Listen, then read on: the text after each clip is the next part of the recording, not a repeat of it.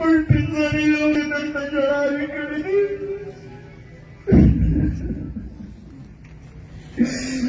सरकार मुझे अमल नहीं जला लगा अमल मुझे सारा मेरी का मेहरबानी मुसल्लत नहीं पर मुसलम की रोजगार मुझे मुश्किलात पूर्त करूं मुझे सत्तावी तो नमा पे चिकन या इलाह ने नस्ल गुनाह रामात मुझे सत्तावी रामात का मुझे استغفار وینو توفیق راکړه ذوالجلال زموږ پر وروڼو باندې که هر ځای په تکلیف کې په زحمت کې ته رحم باندې وکړه اللهم یا مسهل المشکلات فسهل مشکلاتنا اللهم یا ستار العيوب فاستر عيوبنا اللهم يا غفار الذنوب فاغفر ذنوبنا اللهم انك عفو كريم تحب العفو فاعف عنا يا غفور يا غفور يا غفور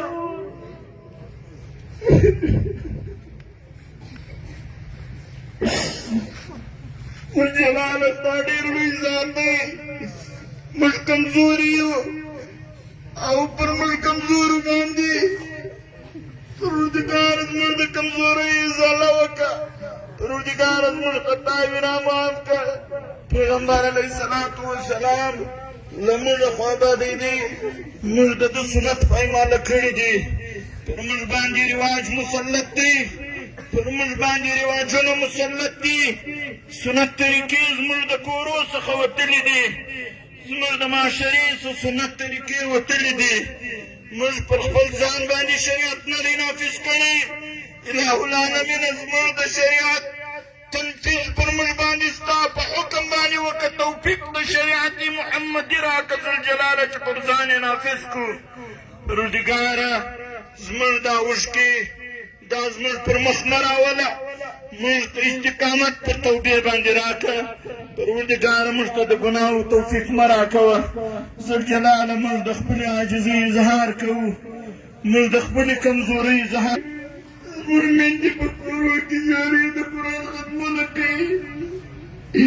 والله والله العالم چې موږ کومه دونه خطا کړې ده چې ته پر موږ باندې رحم نه کوې سرکار ظالم ته وایو چې مه کوه د الله څخه وبېرېږه هې د خدای ظالمه او شرابي کبابي مه خوره شراب نور مه خوره بسې که د غونه به دې خوړلي چې پر موږ دې دا فیصله کړې ده دا واپس واخله موږ حساب نه لرو پلار زوی دې سره بېر کړل مېړو ماینه دې سره بېر کړل بچی اولاد مور پلار دې سره بېر کړي دي مه کوه د خدای د قهره وبېرېږه موږ خدای ته شکایت کوو په والله ستا هر شکایت موږ ورب ته کوو هره شپه یې کوو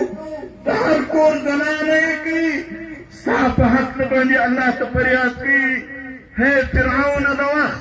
هی نمروده د وخت ای شداده د وخت مه کوه ظلم مه کوه عبرت واخله د ظالمانو د انجام سره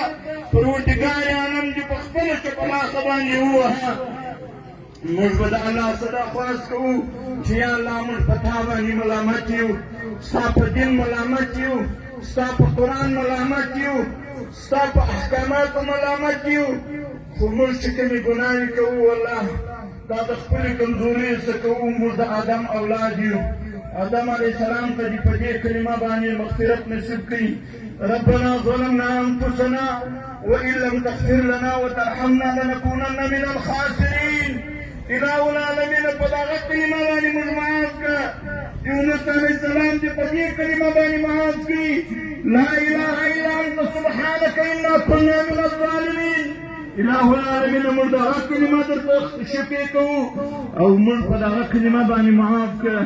او موږ ته د لمانځه کولو توفیق راکړه او موږ ته د صحیح عبادت توفیق راکړه ځوانانو ته خواست کوو مه کوئ لمنځونه کوئ منځو له پر وخت باندې ځئ جماعت له ځئ مه کوئ حرام ظلم مه